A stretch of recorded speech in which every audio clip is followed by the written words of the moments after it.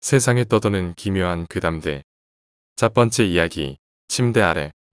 지금 내 침대 밑에 사람이 있다. 아니, 귀신인가? 눈을 감고 누워있는 내 뒤로 거친 숨소리 같은 것이 들려왔다. 비염 걸린 내 숨소리인 줄 알았는데 아니었다. 분명 밑에서 나는 소리였다. 침대 밑에서 숨소리가 들려오다니 말도 안 되는 일이었다. 내가 착각한 것이라고 생각해 보려 했지만 숨소리는 계속 들려왔다. 슬며시 무서워지기 시작했다. 어떡하지? 고민 끝에 밑을 한번 확인해 봐야겠다고 결정했다. 휴대폰 불빛으로 비출까 하다가 폰이 보이지 않아 포기했다. 항상 곁에 두고 잤는데 폰이 어디 간 거란 말인가? 이러면 경찰에 신고하기도 힘들겠다. 만약 밑에 뭔가가 있다면 방 밖으로 바로 뛰쳐나가야겠다. 빛을 비출 도구는 없었지만 창을 통해 들어오는 미약한 빛이 있어 사물을 어느 정도는 구별할 수 있었다. 언뜻언뜻 보이는 내 방의 모습은 뭔가 낯설었다. 지금 상황 자체가 현실적이지 않아서 그런 것 같았다. 마치 TV로 다른 사람의 방을 보는 것 같았다. 내가 드라마 속 주인공이라면 살아남을 수 있겠지. 그러나 조연이라면 죽겠지만. 자, 확인하자. 천천히 고개를 움직였다. 거친 숨소리의 정체를 확인해야 기절을 하든 도망을 가든 결정할 수 있을 것 같았다. 방바닥에 먼지가 눈에 먼저 들어왔고 그 다음에 짐승의 눈동자가 보였다. 아니, 창백한 남자의 얼굴과 크게 벌어진 입과 나를 바라보는 눈동자가 보였다. 갑자기 머리가 멍해졌다. 왜 사람이 있지? 계속 바라봤지만 그 남자는 사라지지 않았다. 밑도 끝도 없는 적대감이 이 침대 밑 남자에게 생겨났다. 나름 착한 사람이라고 나 자신을 생각해왔고 다른 사람들도 나를 좋은 사람이라고 말해줬다. 그런 내가 타인에게 이토록 강한 적대감을 느낀 적은 처음이었다. 죽여버리고 싶었다. 살려주세요. 잘못했어요. 살려주세요. 벌벌 떨면서 그 남자는 내게 목숨을 구걸했다. 자세히 보니 얼굴이 눈물과 콧물로 범벅이었다. 나를 보며 무서워하는 것이 분명했다. 갑자기 코웃음이 나왔다. 왜 내가 나를 무서워하지? 사람이 아닌 가축을 바라보는 것과 같은 그 눈빛은 어디 갔지? 내가 아무리 멈추라고 해도 멈추지 않았던 너의 칼이 아직도 기억나는데. 잠깐 이 기억들은 뭐지? 아, 모든 것이 기억난다. 그랬구나. 아직도 내가 왜 여기 있는지는 모르겠지만 해야 할 일이 뭔지는 알겠다.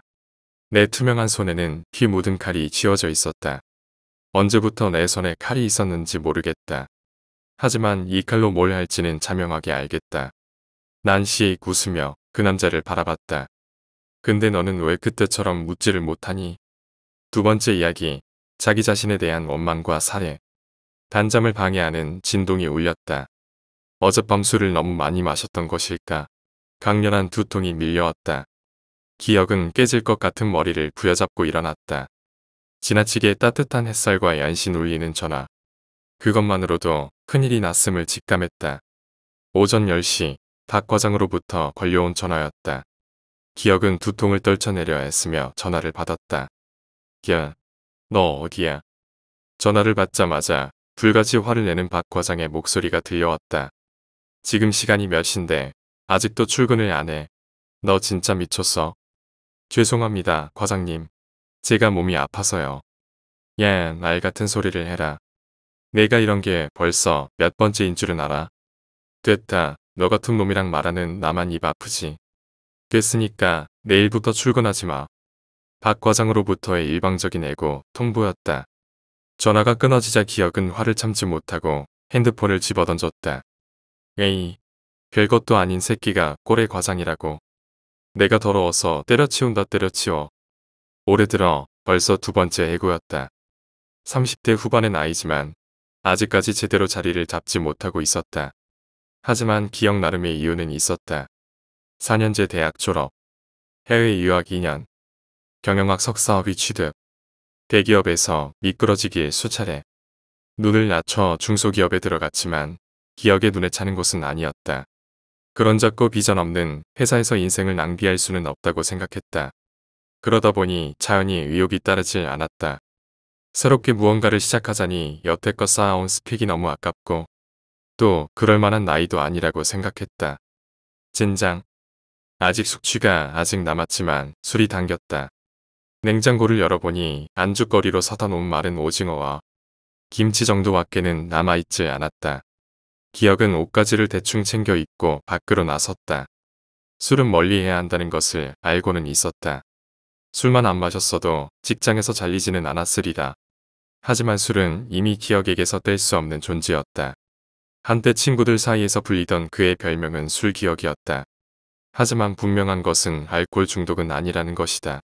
마음만 먹으면 이깟 술 얼마든지 안 먹을 수 있으니까. 기억은 슈퍼에서 소주와 라면, 간식으로 자주 먹는 빵을 집어들었다. 오늘 하루만큼은 푹 쉬고 다시 시작하자. 수백 번이고 되풀이해온 결심이었다. 하지만 이번만큼은 반드시 지킬 것이라 다짐했다. 집으로 돌아가는 길, 바닥에 못 보던 노인이 누워 있었다. 낡고 더러운 모자와 옷, 지저분한 수영, 온몸이 꼬질꼬질한 것이 거짓처럼 보였다. 노인은 배가 고픈 것인지 뱃속에서 요란한 소리를 울렸다. 기억은 노인이 무척 불쌍해 보였다. 동정심이었을까? 어쩌면 지금의 처지 때문에 노인과 자신의 무언가가 겹쳐 보였을지도 모른다. 기억은 망설임 없이 슈퍼에서 샀던 빵을 노인의 품에 밀어넣고 돌아섰다. 변덕에 의한 행동은 아니었다. 분명히 의도한 선행이었다. 자신이 행한 일들은 반드시 돌아올 것이다. 그런 믿음이 있다. 혹시 또 아는가? 저 노인이 실은 치매가 있는 엄청난 부자이고 기억의 호의에 감동받아 훗날 도움을 줄지. 사람 일은 모르는 것이니까. 비록 터무니없는 망상일지라도 호의가 해가 되어 돌아오는 일은 없을 것이다. 노인은 말을 잘하지 못하는 것 같았다. 의미를 알 수 없는 노인의 중얼거림. 그리고 기억을 향해 달려오는 노인의 투박한 발소리가 들리더니 뒤통수에 강한 충격이 느껴졌다. 깜짝 놀란 기억이 뒤를 돌아보자 노인은 살기 어린 눈으로 달려들고 있었다. 순간 기억은 노인의 눈빛에 압도되었다. 이유는 알 수 없지만 노인은 기억에게 저기를 띄고 있었다. 알 수 없는 공포심에 기억은 반사적으로 달려드는 노인을 밀쳤다. 노인이 바닥에 나뒹굴며 큰 소리가 났다. 나자빠진 노인의 얼굴은 아스팔트에 긁혔는지 피가 새어나왔다. 코에서 흘러나온 피는 수염을 적시며 꼬질꼬질한 옷으로 떨어졌다. 노인의 모습이 흉물스럽게 변했다. 겁을 집어먹은 기억은 노인에게 조심스럽게 다가갔다. 할아버지 괜찮으세요? 살기 어린 노인의 눈빛이 더욱 깊어졌다. 이유 모를 노인의 행동에 기억의 공포는 커져만 갔다. 도대체 처음 본 노인이 왜 이러는 것인지 영문을 알 수 없었다. 노인은 다시 기억에게 달려들었다. 그의 모습은 광인 그 자체였다. 처음 보는 기억이 무슨 부모의 원수라도 되는 것처럼 더 이상 이 사람과 엮이고 싶지 않았다. 기억은 달려드는 노인을 뒤로하고 집을 향해 도망쳤다. 집에 도착한 기억은 숨을 몰아쉬며 생각했다. 혹시나 인생을 살면서 누군가에게 원망받을 만한 일을 했는지. 하지만 아무리 기억을 더듬어 봐도 저런 노인에게는 원망받을 만한 일은 맹세코 단 하나도 없었다. 물론 인생을 살며 했던 잘못이 아예 없는 건 아니었다. 길가에 몰래 쓰레기를 버리거나 하는 수준이 아니라 정말로 명백한 잘못 말이다. 하지만 지금은 이웃치고 다시 되풀이하지 않고 있고 그런 흑역사 정도는 인생에 다 하나쯤 있을 것이다. 결정적으로 그 일은 노인과는 아무런 관계가 없다. 이런 상황에서도 기억은 술이 고팠다. 아침부터 좋지 않은 일이 연달아 일어났다. 이럴 때 술을 안 마시면 언제 마시겠는가. 기억은 욕구를 참지 못했다. 상을 펴고 라면을 끓였다. 오늘만큼은 진탕 마시자. 그리고 나쁜 기분을 빨리 떨쳐버리자. 그런 생각이었다. 한 잔, 두 잔 술의 쓴맛이 목구멍을 타고 내려갈 때마다 긴장이 풀리기 시작했다. 무언가 답답했던 기분도 조금 가라앉았다. 그런 기억의 눈에 심장이 덜컥 내려앉을 만한 것이 보였다. 2층 베란다, 창문 너머로 노인의 모습이 보였다. 노인의 수염을 타고 쉴 새 없이 흐르는 피는 어느새 그의 옷을 빨갛게 물들였다. 그의 한 손에는 망치가 들려 있었는데 아마 빌라 앞에 있는 철물점에서 들고 온 것처럼 보였다. 서슬퍼런 모습에 동네 사람들도 함부로 다가가거나 제지하지 못했다. 이따금 외마디 비명을 지르며 피할 뿐이었다. 기억은 혹시라도 노인에게 보일까 바닥에 바짝 엎드렸다. 나를 찾으러 왔구나. 반사적으로 그런 생각이 들었다. 기억이 달려가는 방향을 보고 따라온 것이 분명했다. 노인이 살기 어린 눈으로 씩씩거리고 있다는 것이 보지 않아도 눈에 그려졌다. 쿵쿵. 복도에서 묵직한 발소리가 들렸다. 기억은 숨을 죽였다.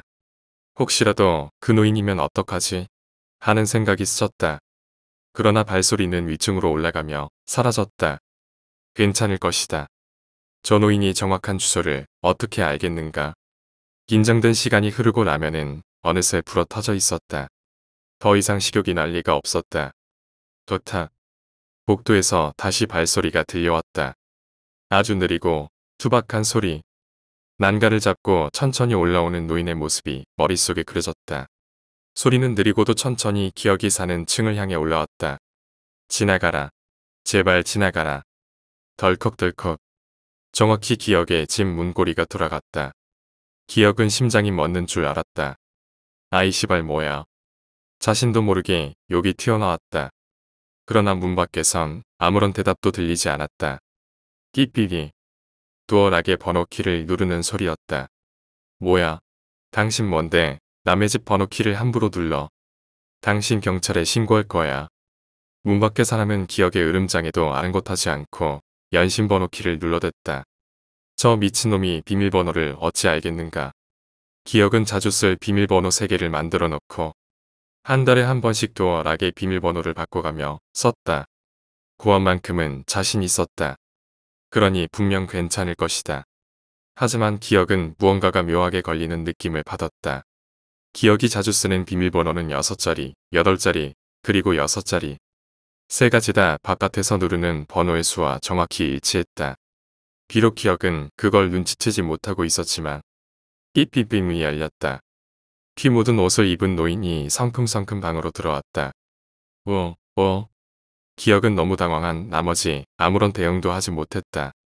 노인은 망치를 높게 들더니 기억을 향해 내리쳤다. 기억은 순간적으로 노인의 공격을 피했다. 노인은 괴성을 지르며 기억에게 달려들었다. 이유 모를 살기를 띤 눈이었다. 기억은 분명 공포를 느끼고 있었지만 그보다 생존 본능이 더욱 컸다. 이쯤 되자 오기가 생겼다. 저 노인은 대체 뭔데 이렇게까지 자신을 죽이려고 하는지 궁금해졌다. 기억과 노인의 사투가 벌어졌고 의외로 쉽게 승부가 갈렸다. 금방이라도 바스러질 것 같은 노인이 한참이나 젊은 기억을 이길 수는 없었다. 하지만 기억도 멀쩡한 것은 아니었다. 암호망치를 막았던 팔이 부러졌을지도 모른다. 미친 새끼야. 죽어 어서. 기억은 끓어오른 분노를 한가득 머금고 노인을 걷어찼다. 쉴 새 없이 걷어찼다. 노인은 더 이상 움직이지 않았다. 꿈틀거릴 뿐이었다. 집 밖에서 사이렌 소리가 들렸다. 경찰이었다. 동네 주민이 신고한 모양이었다. 피투성이가 된 노인, 술 취한 기억. 기억에게 좋은 상황은 아니었다. 신원조회에 들어갔을 때 노인의 신분은 알 수 없다고 했다. 손가락에 지문도 없는 것을 보아 경찰은 아마 의도적으로 자신의 신원을 지운 노숙자로 추정했다. 그리고 인근 철물점에서 노인이 망치를 가지고 갔다는 점을 들어 기억은 다행히도 정당방위로 풀려날 거라는 말을 들었다. 끔찍한 하루였다. 며칠 정도는 푹 쉬자. 어쩌면 지금 이것을 핑계로 쉬고 싶은 것일지도 모른다. 아마 나중에 후회할 수 있겠지만 일단은 쉬자. 백발의 노인이 거리를 떠돌고 있었다. 덥수룩한 수염, 낡은 옷과 모자. 이렇게 거리를 떠돈 지 몇 년이 됐을까? 아니, 10몇 년이었던가? 이제 기억도 나지 않았다. 왜 조금이라도 젊었을 때 열심히 살지 않았을까? 자기 자신이 무척이나 원망스러웠다. 너무나도 원망스러웠다. 그렇기에 자기 자신을 학대하듯 술을 퍼부어댄 것일지도 모른다. 이미 때는 늦어버렸다. 아니 어쩌면 지금이라도 재기할 수 있을지도 모르지만 오랫동안 중독된 알코올 때문에 몸도 말이 아니었다. 장기는 썩을 대로 썩었고 혀도 꼬부라져서 말도 제대로 나오질 않았다. 무척이나 어지러웠다. 이제 그만 죽고 싶었다. 만에 하나 과거로 돌아간다면 후회 없는 인생을 살 텐데. 노인은 그대로 잠이 들었다. 길바닥에 얼마나 누워 있었을까. 노인에겐 일어날 의욕조차 없었다. 그때 품속으로 무언가가 들어온 것이 느껴졌다. 방이었다. 노인은 몸을 일으켰다. 빵을 건넨 사람에게 감사 인사라도 하기 위함이었다. 그런데 빵을 건넨 그 남자의 뒷모습이 너무나 익숙했다. 아니 익숙한 정도가 아니라 너무 놀란 노인은 비명이 터져나왔다. 우예, 묘. 말도 제대로 나오질 않았다. 그는 젊은 시절의 자기 자신이었다. 노인의 속에서 무언가가 끌어올랐다. 그것은 자기 자신을 향한 원망, 그리고 살이었다. 세 번째 이야기, 나를 따라오던 남자. 고등학교 2학년 때쯤이었나 학교를 끝마치고 코인 노래방에 들렀다. 그때가 시험 기간이었던 걸로 기억하는데 학원에 가야 하는 시간과 학교 시간 사이의 텀이 꽤 애매해. 대충 시간도 때울 겸 몇 곡 부르고 나와 스트레스도 풀 심산이었다. 사람이 북적한 거리를 지나 코인 노래방이 위치한 상가 건물로 들어가자 꽤 한적한 기운이 느껴졌다. 1층에 도착한 엘리베이터를 타고 3층 코인 노래방까지 올라가려고 문을 닫는데 갑자기 문이 열렸다. 올라가려던 엘리베이터를 급하게 잡은 것은 50대로 보이는 한 남자인데 떡진 머리와 초점을 잃은 눈, 기키한 것을 넘어 불쾌하기까지 한 냄새, 비틀거리는 걸음걸이 등등. 대강 보기에도 같이 엘리베이터에 동승하고 싶은 마음은 전혀 안 드는 비주얼을 가지고 있는 남자였다. 그러나 대낮부터 술 취한 취객이 뭐 한둘인가. 거기다 엘리베이터에 같이 탄 다른 사람들도 두세 명 더 있었고 나는 의식하지 않으려고 대수롭지 않다는 듯 엘리베이터의 닫힘 버튼을 눌렀다. 엘리베이터가 3층에 도착하자 나는 코인 노래방으로 들어갔다. 1시쯤이어서 그런가 사람이 거의 없고 한적했던 기억이 난다. 나는 방을 잡고 지폐를 넣어 그 당시 즐겨 듣던 노래를 골랐다. 한참 노래를 부르고 있는데 뒤에서 뭔지 모를 인기척이 느껴졌다. 왜 그 무서운 이야기에서는 꼭 인기척이 등장하곤 하지 않나. 딱 그 느낌이었다. 여타 이야기들에서 묘사되는 목덜미를 시선으로 핥는 느낌. 딱 그 묘사 지점마다 다르겠지만 일반적으로 코인 노래방에 방에 들어가면 서너 명이 들어갈 수 있는 좁은 공간과 문에 달려있는 창문이 있다. 바로 그 창문 사이로 아까 엘리베이터에서 만난 남자가 날 위에서 아래로 내려다보고 있었다. 개슴츠레하게 뜬 초점 없는 두 눈으로 나를 보고 있었다. 밑입술이 힘이 없어 축 늘어진 듯 벌린 탓새침을 질질 흘리고 있었다. 마이크를 잡고 노래를 부르다가 인기척의 남자와 눈을 마주친 나는 그대로 마이크를 떨어뜨린 채 얼어붙었다. 사람이 공포와 직면하면 소리도 못 지른다던데 정말이었다. 남자는 나와 눈이 마주치자 침을 질질 흘리던 늘어진 입꼬리로 씩 웃었다. 그리곤 어딘가로 빠르게 도망쳤다. 남자가 사라지고 나서도 나는 마이크를 다시 잡지 못하고 구석에 얼어붙은 채로 앉아 있었다. 체감상 몇 초, 그러나 20분이 지나자 노래방 사장님이 CCTV로 얼어붙어 있는 나를 확인했는지 방으로 오셨다. 그 후 진정된 나는 사장님에게 아까 마주친 상황에 대해 모두 얘기했고 사장님은 경찰에 전화해 건물 전체 CCTV를 확인했고 나는 순경의 보호 아랫집까지 무사히 귀가했다.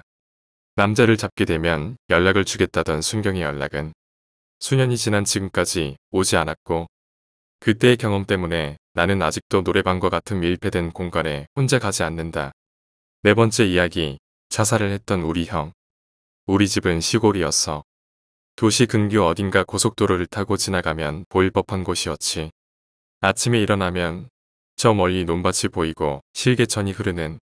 그래서인지 나랑 형은 놀러 다니는 일이 잦았어. 뭐 옛날에나 할 법한 잠자리 꼬리에 실을 달거나 그런 건 아니었고 그냥저냥 여기저기 돌아다니면서 놀았지. 그 일이 일어난 건 봄이었어. 아지랑이 어지럽게 피어오르던 봄. 그날따라 뭔가 컨디션이 좋진 않았어. 막 몽하면서도 머리 한쪽이 콕콕 쑤신다고 하면 될까. 그런 느낌에 사로잡혀서 논밭 사이사이를 다니고 있었지. 분명 집에 가는 길이었을 거야. 맞아. 집에 가는 중이었어. 아지랑이의 머리가 일렁거려 구역질까지 느껴져 발걸음이 빨라졌지. 그때 논밭 한가운데 무언가가 일렁거리는 걸 눈치챘지. 순간 분명 봄이었는데 누가 그곳에 온기를 빨아들이기라도 한 듯 온몸에 소름이 돋았어. 이상하지? 그냥 일렁거리는 아지랑이었을 텐데. 나는 그게 뭔가 싶어서 실눈을 뜨고 쳐다보려 했지. 순간 내 눈앞을 막는 손이 있었어. 형의 손이었지. 형의 손은 떨리고 있었지만 확실히 내 시야를 가리고 있었어. 뭔가 싶어서 형을 쳐다봤는데 난 아직도 가끔 그 표정이 꿈에 나와. 세상에서 가장 무서운 것을 본 표정. 눈은 크게 벌어져 떨리는데 눈물이 맺혀 있고, 입은 당장이라도 비명을 지를 듯 크게 벌어져 있는데, 목에서는 공기 새는 소리밖에 나오지 않았지. 나는 순간 세상의 소리가 멎었나 했어. 분명 그런 얼굴을 가진 사람이라면 소름 끼치는 비명소리밖에 낼 수가 없을 텐데 말이지. 순간 세상이 멈췄나 했지. 그리고 다시 귀에 뭔가 들렸어. 형의 목소리였지. 보지마. 그래, 형은 분명 보지 말라고 했어. 내 눈을 가린 오른손은 더 분명히 떨리고 있었고, 내 어깨를 쥔 왼손은 힘을 너무 줘서 엄청나게 아프더군. 나는 형의 손을 붙잡고 집으로 뛰어갔어. 어떻게 갔는지도 모르겠어. 집 문 앞에서 나랑 형은 숨을 몰아쉬고 있었지. 형은 분명히 울고 있었어. 그러고는 모든 것이 바뀌었지. 형은 점점 이상해졌어. 나를 볼 때마다 보지 말라는 소리만 했어. 보지마, 보지마, 보지마. 무엇을 보지 말라는 거였을까? 그 아지랑이가 뭐였길래. 형은 여러 병원을 전전했지만 어느 병원도 형이 어디가 이상한지 몰랐지. 형은 계속 똑같은 말만 했어. 보지마.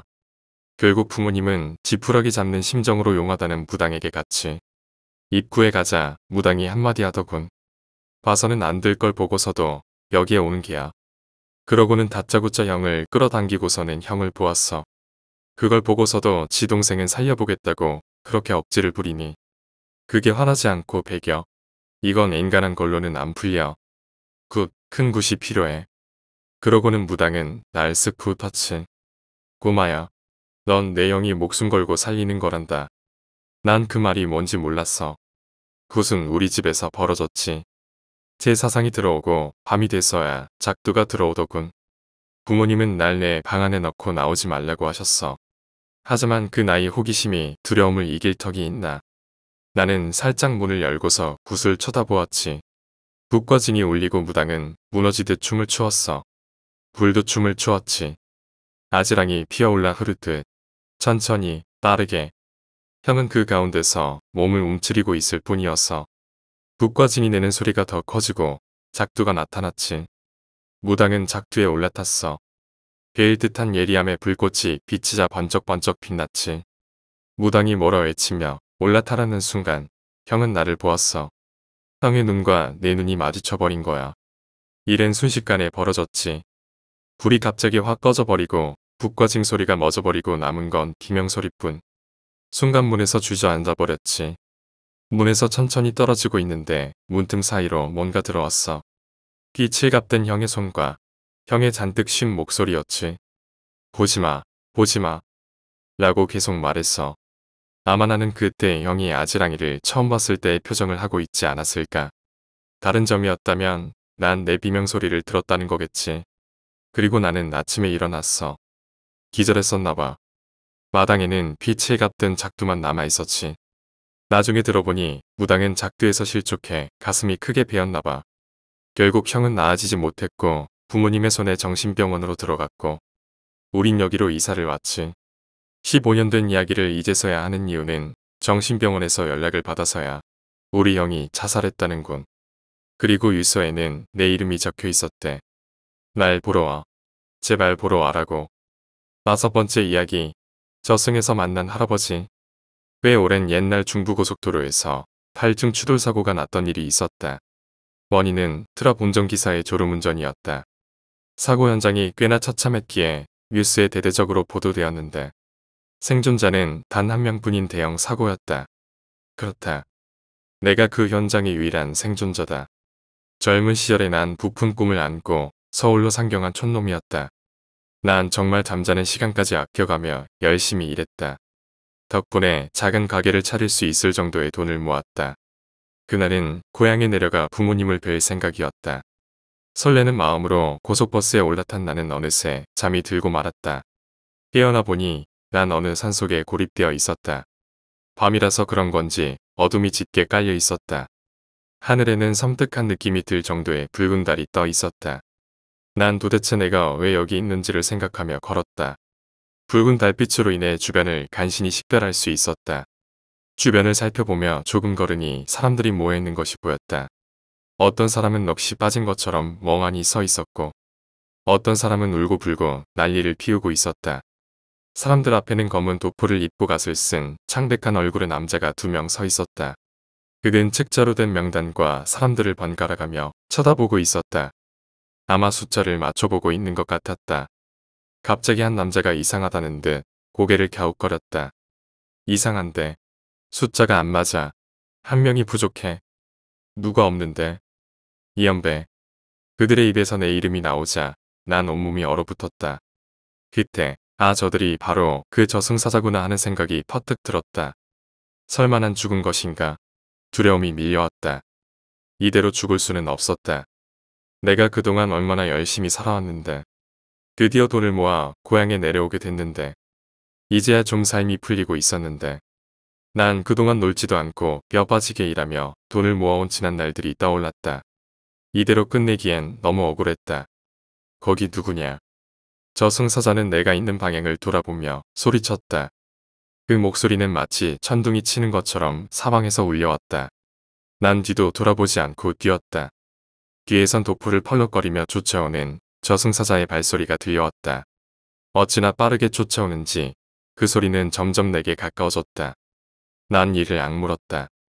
사방에 뻗친 나뭇가지에 온몸이 긁혔고 여기저기 튀어나온 돌부리에 몇 번이고 걸려 넘어질 뻔했다. 숨이 턱 밑까지 차올랐다. 어느새 저승사자가 손을 뻗으면 닿을 만큼 나와 저승사자의 거리가 좁혀진 것 같았다. 등 뒤에서 서늘한 기운이 느껴졌다. 이봐. 멈춰. 등 뒤에서 저승사자의 다급한 목소리가 들려왔다. 갑자기 땅이 쑥 꺼지는 것이 느껴졌다. 난 비명을 지르며 아래로 곤두박질 쳤다.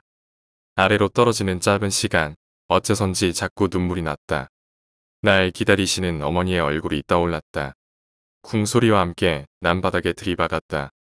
이상하게 몸에 고통은 느껴지지 않았다. 그때 난 내가 죽었음이 실감되었다. 난 나를 쫓아오는 저승사자에게 잡힐 것을 각오하고 고개를 들었다. 저승사자라면 저 절벽 따위는 손쉽게 내려올 것 같다는 생각이 들었기 때문이다. 하지만 내 눈앞에는 있는 것은 저승사자가 아닌 마치 대골 같은 커다란 기와집이었다. 집의 대문 앞에는 한 노인이 서 있었다. 어디서 많이 본 익숙한 얼굴이었다. 노인은 너무나도 인자한 미소를 짓고 있었다. 내 새끼, 이리 오너라. 그 목소리를 듣자 어린 시절의 기억이 떠올랐다.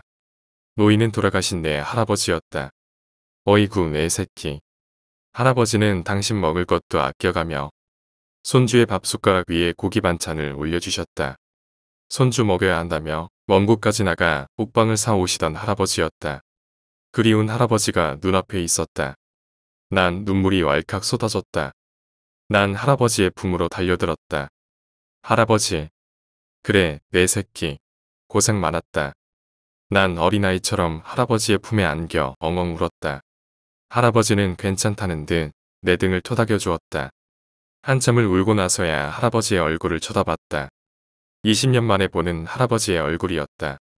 할아버지는 돌아가실 당시보다 더 젊어진 것 같았다. 할아버지는 내게 미소 지었다. 배고프지? 들어가자. 나는 할아버지 손에 이끌려 커다란 백골집 안으로 들어갔다. 안쪽의 마당에는 많은 사람이 있었다. 여자들은 음식을 하느라 분주해 보였고 남자들은 장작을 패고 마당을 청소하고 있었다. 그들의 생활 방식은 언뜻 옛 요리의 생활 방식과 닮아 있었다. 그들은 모두 조금씩 나나 아버지를 닮은 얼굴을 하고 있었는데 하나같이 나를 보고는 놀라는 표정을 지었다. 그 눈빛은 마치 내가 왜 여기 왔냐고 하는 것 같은 느낌이었다. 할아버지는 나를 집 안쪽의 사랑방으로 안내해 주셨다. 여기서 잠깐 기다려라. 할아버지는 잠시 어디론가 가시더니 잠시 후 잘 차려진 밥상을 가지고 들어오셨다. 상 위에는 육개장, 국수, 만두, 불고기 같은 내가 좋아하는 음식이 올라가 있었다. 난 무척이나 배가 고팠지만 그것보다 걱정이 더 앞섰다. 고향에 남아 계신 부모님을 생각하면 차마 음식을 먹을 수가 없었다. 할아버지나 어떡하죠? 할아버지는 날 안심시키려는 듯 말씀하셨다. 밥부터 먹자. 배가 고프면 아무것도 못하는 법이다. 할아버지는 옛날처럼 밥 위에 고기 반찬을 올려주셨다. 난 음식을 천천히 입에 넣었다. 음식은 어린 시절의 향수가 떠오르는 맛이었다. 음식을 먹자 지쳐있던 몸에서 힘이 솟는 것이 느껴졌다. 거짓말처럼 내 몸의 생기가 흘러넘치고 있었다. 내가 죽었다는 사실이 믿기지 않을 정도였다. 이보시오. 밖에서 음산한 목소리가 들려왔다. 그 목소리는 나를 쫓아오던 저승사자의 목소리였다. 분명 나를 찾아온 것이라고 생각했다. 난 이 짧은 휴식도 끝났음을 느꼈다. 할아버지 고마워요. 저 이제 갈게요. 나를 잘 대접해준 할아버지께 감사 인사를 했다. 이제 다 끝났다고 생각하니 목이 잠겨 말이 잘 나오질 않았다.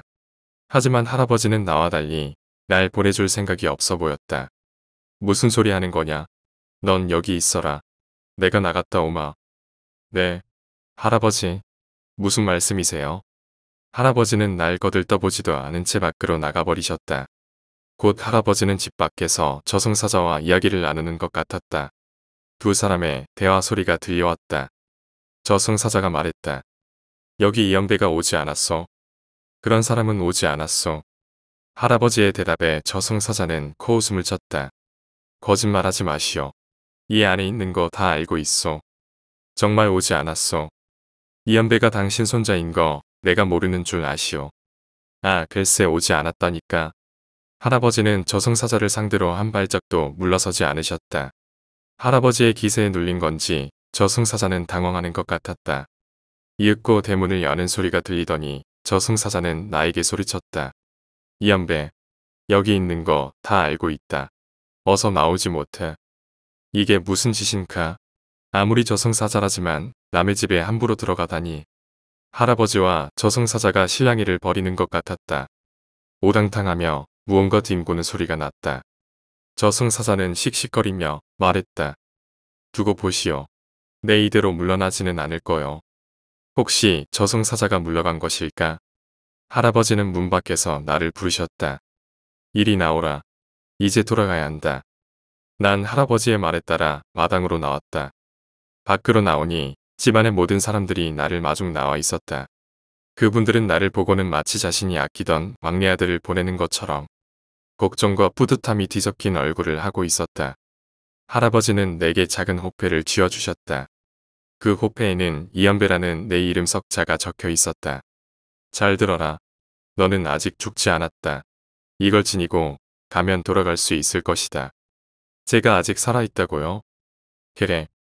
눈물이 왈칵 쏟아졌다. 나 아직 죽지 않았구나. 부모님을 뵐 수 있구나. 그렇게 생각하니 정말 기뻤다. 하지만 그 말은 곧 할아버지와의 작별을 뜻하기도 했다. 할아버지, 걱정하지 마라. 난 언제나 너를 지켜보고 있단다. 할아버지는 다 안다는 듯 나를 안아등을 토닥여 주셨다. 난 할아버지를 비롯해 모든 분들께 큰절을 올렸다. 밖으로 나가면 산을 오르는 오솔길이 보일 거다. 그 길을 따라 쭉 올라가면 빛이 보일 텐데. 내가 준 호패를 지닌 채 그 빛 안으로 뛰어들면 돌아갈 수 있을 거다. 알겠느냐? 네, 할아버지. 이제 앞으로 나가면 절대 뒤를 돌아보지 마라. 네. 어서 가라.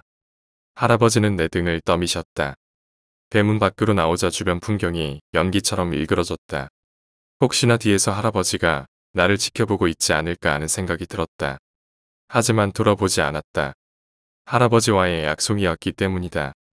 난 눈물을 훔치며 산길로 들어섰다. 이연배. 천둥처럼 쩌렁쩌렁 울리는 목소리가 등 뒤에서 들려왔다. 저승사자였다. 그들은 내 뒤를 맹렬하게 쫓아왔다. 난 다시 정신없이 앞을 향해 내달렸다. 숨이 찼지만 아까 전에 먹은 음식 덕분인지 힘이 넘쳤다. 어느새 눈앞에는 할아버지가 말했던 빛이 보였다. 땀범벅이 된 손틈 사이로 호패가 흘러내렸다. 호패는 딱딱 소리를 내며 튕기더니 어딘가로 굴러내려갔다. 난 제자리에 멈춰 섰다. 아주 짧은 시간 동안 많은 생각이 머릿속을 스쳐 지나갔다. 호패를 찾으러 다시 내려가야 하나? 아니면 그냥 저 빛 속으로 뛰어들어야 하나? 뒤를 돌아보니 저승사자는 내게 바짝 따라붙어 오고 있었다. 그들은 내게 일말의 시간도 주지 않았다. 거기 서라. 저승사자가 내게 손을 뻗었다. 뼛속까지 얼어붙을 것 같은 차가움이 느껴졌다. 난 반사적으로 그 손을 뿌리치고는 앞으로 내달렸다. 어쩔 수 없었다. 이판사판이라고 생각했다. 문득 날 기다리시는 부모님의 얼굴이 떠올랐다. 눈앞에 눈부시도록 환한 빛이 나를 비추고 있었다. 내가 깨어난 곳은 병원이었다. 눈을 뜨니 하얀 천장이 보였다. 내가 깨어나자 엄마는 펑펑 울면서 나를 끌어안았다. 난 머리와 다리의 붕대를 둘둘 감고 있었다. 의사의 말에 따르면 사고 후 난 3일 동안 혼수 상태였다고 한다. 내 손은 땀범벅이 되어 있었다. 손에선 방금까지 호패를 쥐고 있던 그 감촉이 생생하게 전해졌다. 난 이후로 기적의 생존자라며 여러 신문에서 인터뷰 요청도 왔다. 하지만 전부 거절했다. 지금은 부모님도 모두 돌아가시고 내 자식들이 건강하게 자라나고 있다. 하지만 그때 내가 놓친 호패 때문이었을까? 요즘 들어 난 종종 정체불명의 검은 그림자를 목격하곤 한다. 도포에 갓을 쓴 검은 그림자를. 그 그림자는 지금 나를 따라다니고 있다. 아마 이제 갈 때가 된 것일지도 모르겠다. 하지만 아직 갈 수는 없다. 적어도 자식들이 다 자랄 때까지만이라도. 6번째 이야기, 사냥. 어느새 쌀쌀한 가을이 되었다. 추수는 끝나였고 사람들은 천천히 사냥을 준비한다. 요번 사냥철에는 어떤 사냥감을 갖고 올까? 아버지는 그리 말하며 샷건을 들고 호탕하게 웃으셨다. 적당하고 실한 그런 놈으로 잡아오세요. 어머니는 갓 구운 파이를 오븐에서 꺼내어 창가에 두시며 말씀하셨다. 나는 그런 모습을 보고 아버지에게 말을 걸었다. 아버지 저도 요번 사냥에 따라가면 안 돼요. 그러자 아버지는 잠시 고민하는 표정을 짓기 시작했다. 어머니는 그 소리를 듣자마자 안 된다며 말하였지만 아버지는 내 나이쯤에 사냥을 시작했었으니까 아마 자신처럼 할 것인지 고민하는 것이겠지. 여보 안 된다고 해요. 어머니가 목소리를 살짝 까시면서 말하자 아버지는 흠칫하시며 요번에는 안 된다고 말씀하셨다. 에이. 나는 책상에서 일어나 터덜터덜 방으로 들어간다. 그리고 몰래 가방과 옷을 챙긴다. 사냥은 기본적으로 밤에 진행한다. 그렇기 때문에 외출도 밤에 하기 때문에 내가 따라가도 모르겠지. 아, 거참 춥네. 잭은 어때요? 아버지가 내가 자고 있는지 물었고 어머니는 내가 자고 있다고 말하였다. 하지만 난 자고 있지 않지만 빨리 맛있는 사냥감을 가지고 오겠어. 아버지는 그렇게 말하며 집을 나섰고 어머니는 잠시 아버지를 바라보다 문을 세게 닫았다. 나는 아버지가 가시는 걸 조금 쳐다보다 조금 멀어진 것을 확인하고 창문을 열어 가방을 메고 밖으로 나섰다. 아, 중요한 것을 두고 갈 뻔했다. 나는 물건을 다시 가방 안에 챙기고 창문으로 집을 나갔다. 알렉스. 아버지가 이웃집 아저씨인 알렉스 아저씨를 보고 인사한다. 그러자 알렉스 아저씨는 손을 흔든다. 내 존재를 묻는다.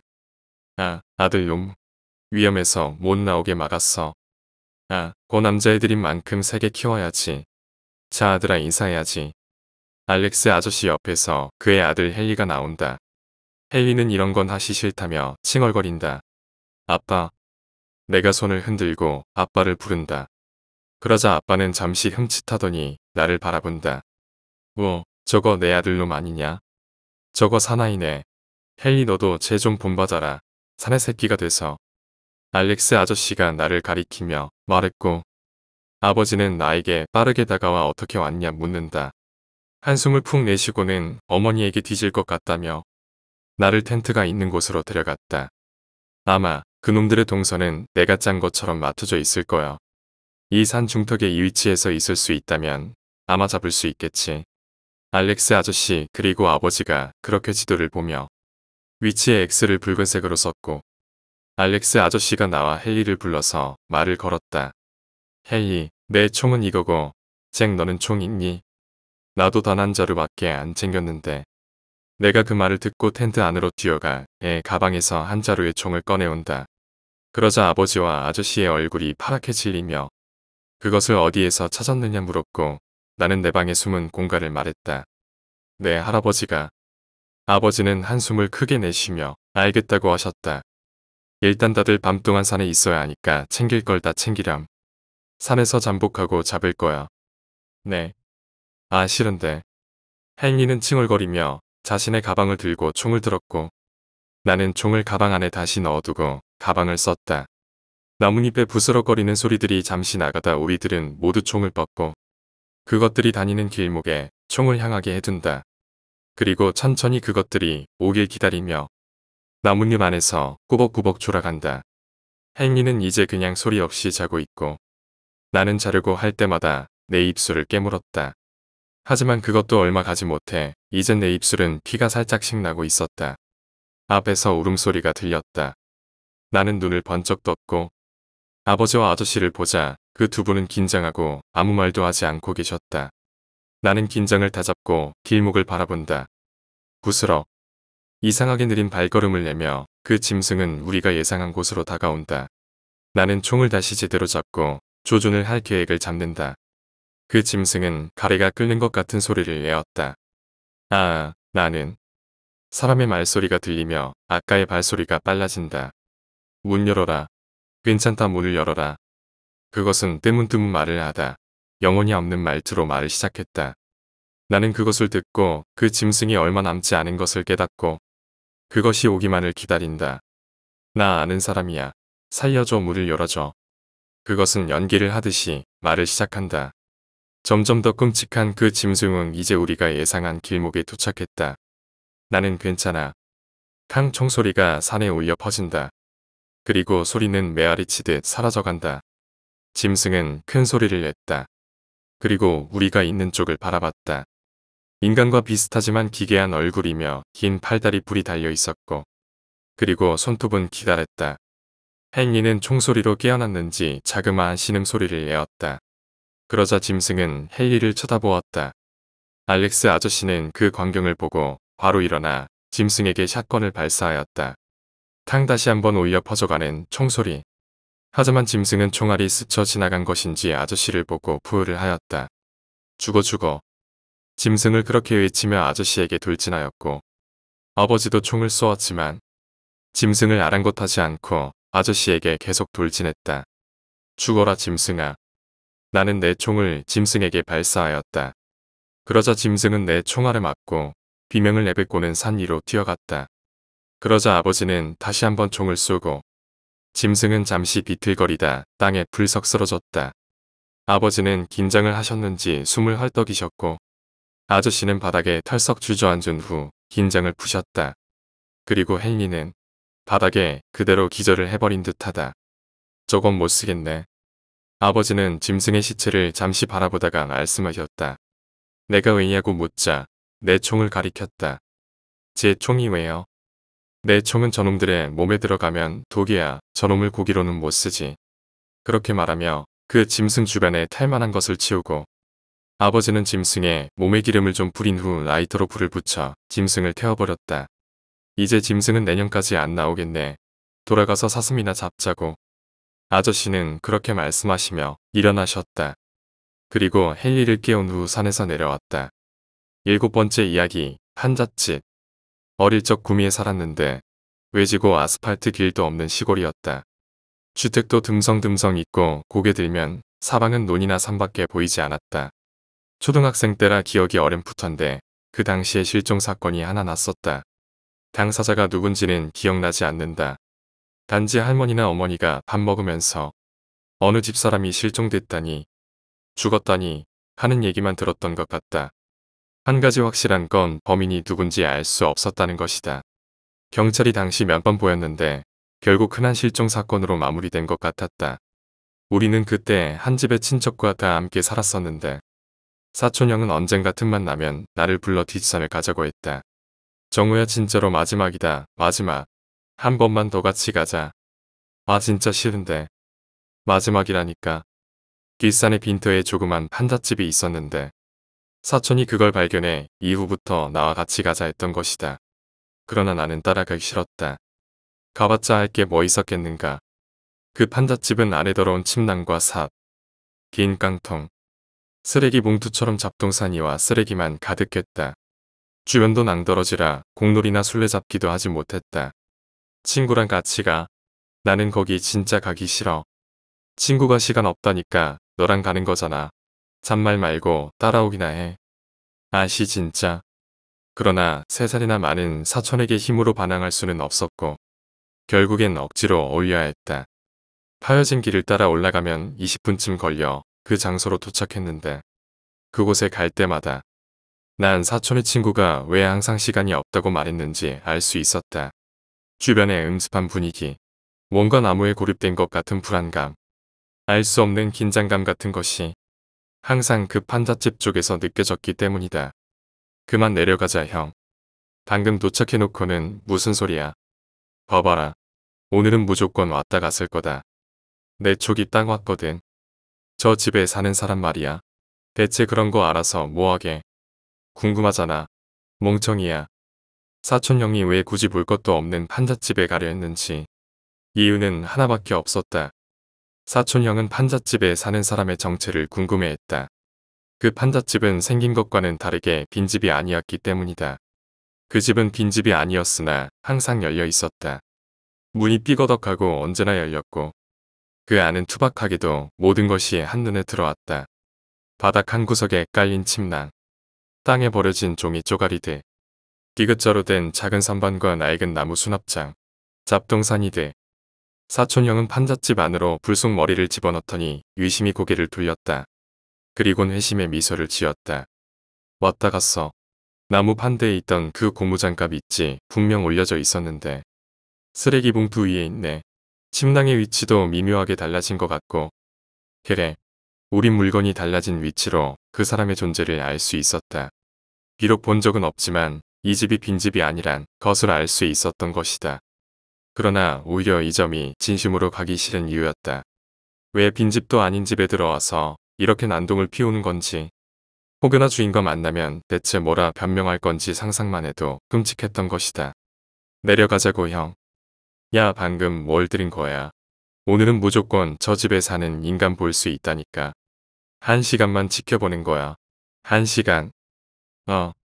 결국 우리는 죽은 나뭇잎 무성한 산 낭떠러지 윗부분에 숨었다. 그러나 1시간이 지나도록 늘 그렇듯이 나타나는 사람은 없었다. 사촌은 짜증스럽단 투로 욕을 내뱉더니 시간 낭비한 것을 그제야 깨달은 모양이었다. 그러니까 아무도 안 온다니까. 아니 저기 사는 인간인데 우리가 올 때마다 한 번도 얼굴을 못 본다는 게 말이 돼. 웃기잖아. 그렇긴 한데 하기야 이상하긴 했다. 분명 저곳에 살고 있으면 한 번쯤은 볼만도 했는데 며칠 연속으로 와도 만난 적이 없으니까. 야, 빨리 집에 가서 할머니한테 나 민식이네 집에서 놀다가 밤늦게 갈 거라고 말해놔. 오늘 저놈이랑 나랑 누가 이기는지 해볼 거니까. 뭐, 잠깐 나타날 때까지 기다릴 거라고. 그래 임마. 짜증 나잖아. 분명 우리가 여기 있는 걸 아는 걸 거야. 그래서 우리가 사라질 때까지 기다리는 거라고. 사촌의 말에 덜컥 겁이 난 나는 고개를 끄덕이고 산을 내려갔다. 우리의 정체를 알고 있었다니 그 말인즉슨 우리는 모르는데 상대는 이제껏 보고 있었단 뜻 아닌가.